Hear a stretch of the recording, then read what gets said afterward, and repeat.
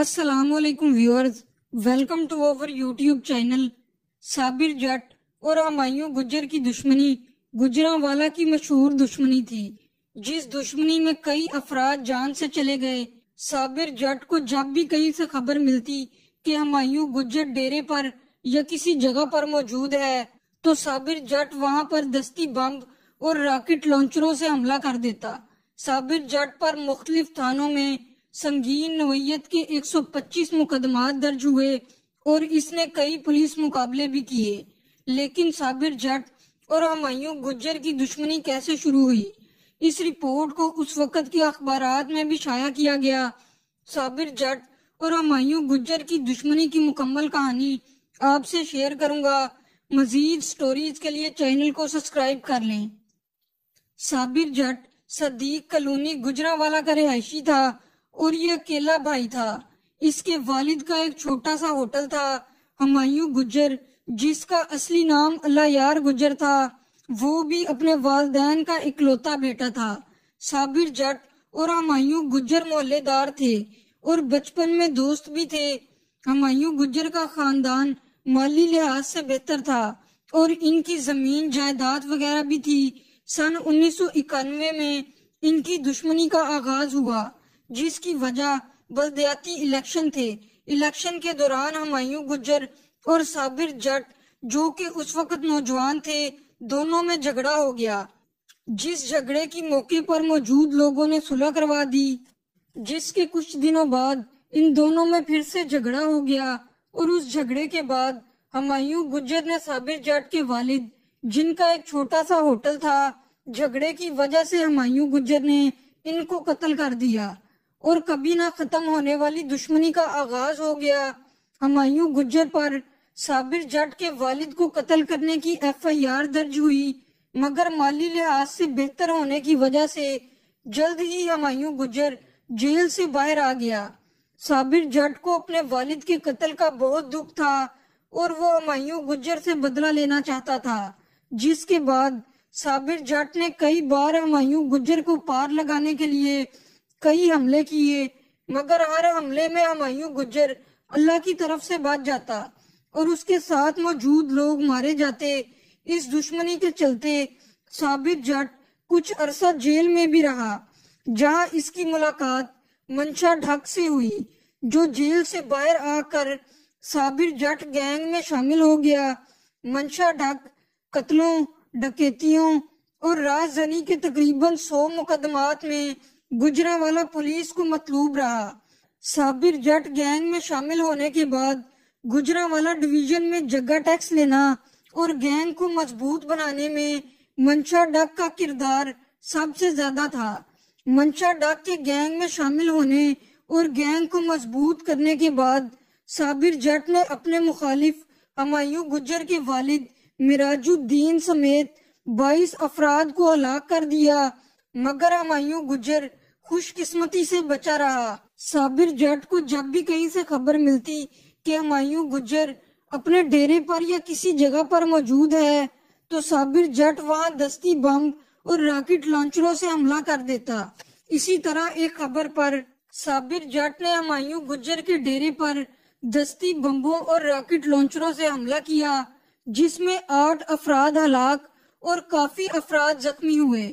صابر جٹ gang پہلے hand گرنیڈوں سے علاقے کے ٹرانسفارمر اڑا دیتا تاکہ اندھیرا ہو جائے اور پھر اپنے گینگ کے ہمراہ علاقے کو گھیر لیتے، جہاں شدید فائرنگ ہوتی اور ہر قسم کے اسلحے کا بے دریغ استعمال ہوتا۔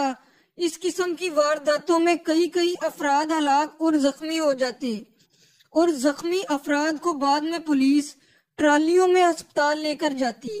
صابر جٹ نے گجرانوالہ میں ایک سینما پر حملہ کر کے اسے بھی راکٹ لانچر مار کر تباہ کر دیا تھا۔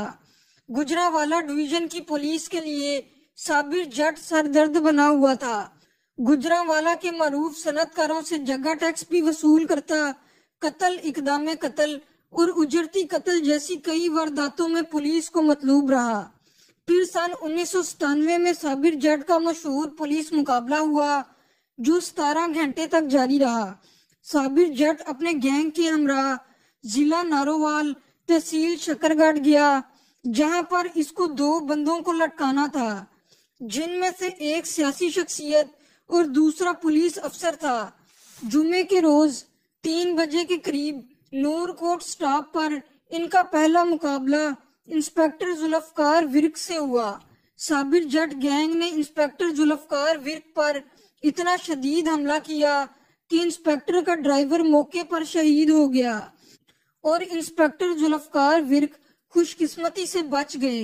मगर इंस्पेक्टर जुल्फकार विर्क ने हार ना मानी और इश्तियारी साबिर जट गैंग के पीछे लग गए। इश्तियारी 97 मॉडल करोला में थे, जो वहां से शकरगढ़ शहर में दाखिल हो गए।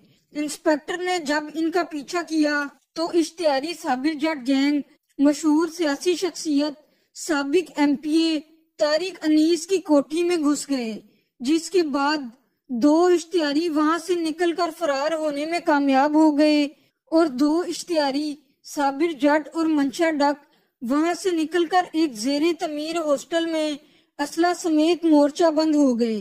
और मोर्चा बंद होने के बाद उन्होंने पुलिस पर फायरिंग शुरू कर दी, जिसकी इत्तला उस वक्त के एसपी डॉक्टर मोहम्मद शफीक को दी गई कि खतरनाक इश्तियारी एक जेरे तमीर इमारत में मोर्चा बंद हैं। एसपी डॉक्टर मोहम्मद शफीक मौका पर पहुंच गए और पुलिस ने बार बार मेगाफोन्स पर ऐलान करके इश्तियारियों को हथियार फेंकने का भी कहा, मगर रात के अंधेरे में इश्तियारी जेरे तमीर इमारत की सबसे ऊपर बलाई मंजिल में चले गए और 17 घंटे तक पुलिस मुकाबला जारी रहा और पुलिस को बख्तर बंद गाड़ियां मंगवानी पड़ी और जिला भर की पुलिस ने इलाके के नजदीकी मकानात का घेराव कर लिया। पुलिस ने लाइट मशीन गन और दीगर असले से इश्तियारियों का रात 12 बजे तक मुकाबला जारी रखा और फिर रात के तकरीबन 1 बजे के करीब एसएचओ समेत पुलिस एहलकार इमारत की बलाई मंजिल में जहां इश्तियारी मौजूद थे उसके मेन गेट तक पहुंच गए और काफी देर तक मुकाबले के बाद मुल्जिमान ने फायरिंग बंद कर दी और मुल्जिमान ने मुतालबा किया कि उन्हें इलाके की एक अहम शख्सियत से मिलाया जाए तो वो हथियार फेंक देंगे। जब इश्तियारियों की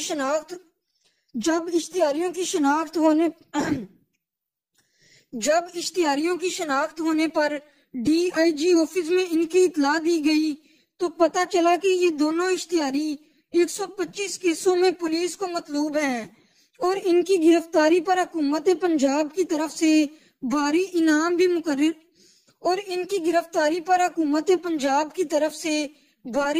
भी मुकर्रर है। सुबह 7 बजे के करीब पुलिस ने इनको हलफ दिया कि अगर वो गिरफ्तारी दे दें तो इनको हलाक नहीं किया जाएगा।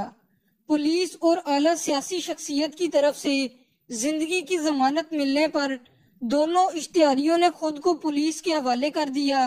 पुलिस ने तकरीबन 10 घंटे इन्हें अपनी हिरासत में रखा और फिर दोनों मुल्जिमान को जफरवाल थाना में दौराने तफ्तीश हथकड़ियों समेत हलाक कर दिया। पुलिस के मुताबिक मुल्जिमान के साथी इन्हें छुड़वाने के लिए आए थे, जिस दौरान 2 घंटे तक पुलिस और इनके साथियों के दरमियान मुकाबला होता रहा, जबकि लोगों की राय के मुताबिक पुलिस ने अहम राज लेने के बाद इन्हें हलाक कर दिया। जिसके बाद साबिर जट के कजन नवाज जट ने साबिर जट गैंग की कमान अपने हाथ में ले ली और टॉप 10 इश्तियारियों की लिस्ट में शामिल हो गया। और फिर नवाज जट ने साबिर जट और उसके वालिद का हुमायूं गुज्जर से बदला लेने के लिए प्लानिंग शुरू कर दी और फिर सन 2002 में नवाज जट ने मुकम्मल प्लानिंग करके हुमायूं गुज्जर को कचहरी में साथी समेत हलाक कर दिया।